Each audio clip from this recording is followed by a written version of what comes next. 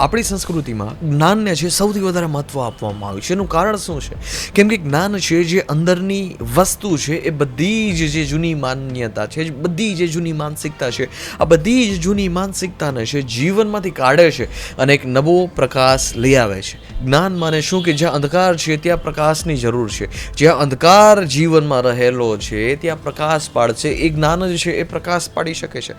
જ્ઞાન છે આપણે સંઘર્ષ કરતા શીખવાડે છે. જ્ઞાન છે એ અંદર ફૂલ ખીલે છે, ફૂલ છે આપણી અંદર મોજૂદ છે, પરંતુ એ ફૂલ કેવી રીતે ખીલે એની કળા છે, એ કડી જોડેલી છે, એ છે જ્ઞાને કડી જોડેલી છે. જ્યારે જ્ઞાનની કડી છે એ જીવનમાં ફિટ થાય છે, જ્યારે જ્ઞાનની કડી છે આ અસ્તિત્વમાં આપણે મૂકીએ છીએ અને એને સ્વીકારીએ છીએ.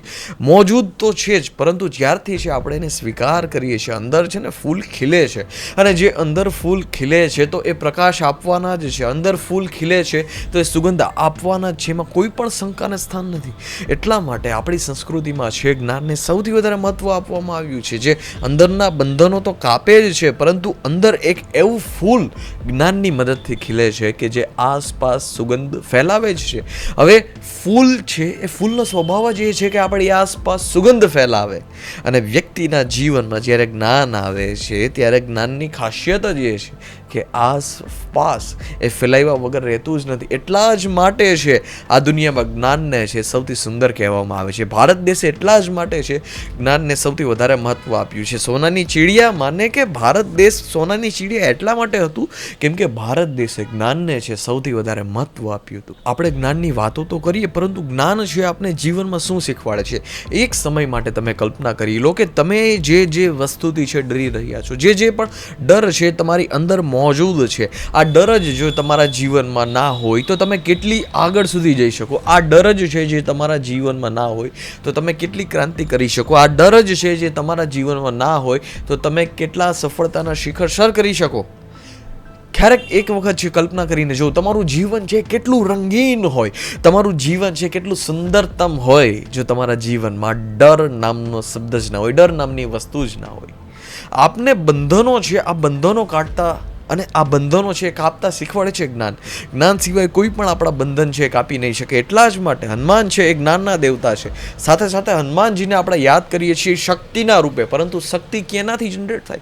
શક્તિ જનરેટ થાય જ્ઞાનથી. સ્વામી વિવેકાનંદ કહે છે strength is life and weakness is death. તો સ્ટ્રેન્થ જનરેટ કરવા માટે સૌથી પહેલાં તો શું જોઈએ? સ્ટ્રેન્થ જનરેટ કરવા માટે સૌથી પહેલાં જ્ઞાન જોઈએ, સૌથી પહેલાં સમજણ જોઈએ. સમજણ છે જે જ્ઞાન છે એ જ ડેવલપ કરી શકે છે. સૌથી વધારે જીવનમાં જ્ઞાનને મહત્ત્વ આપીએ. વર્ષોના વર્ષ પહેલાં છે શા માટે આપણા દેશમાં એટલા બધા લોકો છે ભણવા માટે આવતા? એનું મુખ્ય કારણ એ હતું કે ભારત દેશ પાસે છે જ્ઞાનની ધાર હતી, ભારત દેશ પાસે જ્ઞાન પડેલું હતું. કૃષ્ણ આપને મદદરૂપ નથી થતા, આપણે રોયા કરીએ છીએ. જે રોયા કરે છે એને તો કૃષ્ણ મદદ થવાના જ નથી, પરંતુ જે જ્ઞાનને સ્વીકારે છે એને કૃષ્ણ અવશ્ય રૂપે મદદ થવાના છે, મદદરૂપ થવાના જ છે. આપણે જ્યારે એ વિશ્વાસ કરશું કે આપણે શરીર નથી, આપણે આત્મા છીએ અને કોઈ પણ કાર્ય છે શરીર વિરોધ કરે છતાં એ કાર્ય કરવું, એ આપને કૃષ્ણ શીખવાડે છે. અને એને જ્યારે આપણે જીવનમાં લઈ આવશું ત્યારે જ છે આપણે સમાજના જેટલા બંધનો છે એ બંધનમાંથી આપણે મુક્ત થઈ શકશું. સમાજની જેટલી માનસિકતા છે એ માનસિકતામાંથી આપણે મુક્ત થઈ શકશું. સમાજની માનસિકતા એ છે કે એટલી કલાક કામ કરવું પછી આરામ કરવો, હા જેટલો પગાર હોય એટલું કામ કરવું, પણ નહીં. સમાજની માનસિકતાને આપણે ના સ્વીકારતા બીજી માનસિકતાને સ્વીકારશું તો કંઈક ફળદાયક છે એ જીવનમાં આવશે. જ્ઞાન એટલા માટે જરૂરી છે કે તમારો જીવનનો જે ડર છે ને આ ડરને નષ્ટ કરી શકે. ખૂબ પુસ્તકો વાંચીએ, ખૂબ સારા લોકો સાથે વાતચીત કરીએ, સમજીએ કે જીવન શું વસ્તુ છે અને પછી પ્રયોગ કરીએ અને જે આપને ફાયદો થયો છે આ ફાયદો, આ પ્રકાશ છે લાખો લોકો સુધી વહેંચાવડાવીએ. આજનો સંદેશ મારો તમારા બધા જ લોકો સાથે આ હતો. આઈ હોપ તમને વિડીયો પસંદ આવ્યો હશે અને ખાસ કરીને યુથ સુધી, યુવાનો સુધી મારો આ સંદેશ જરૂર પહોંચાડજો. ધન્યવાદ.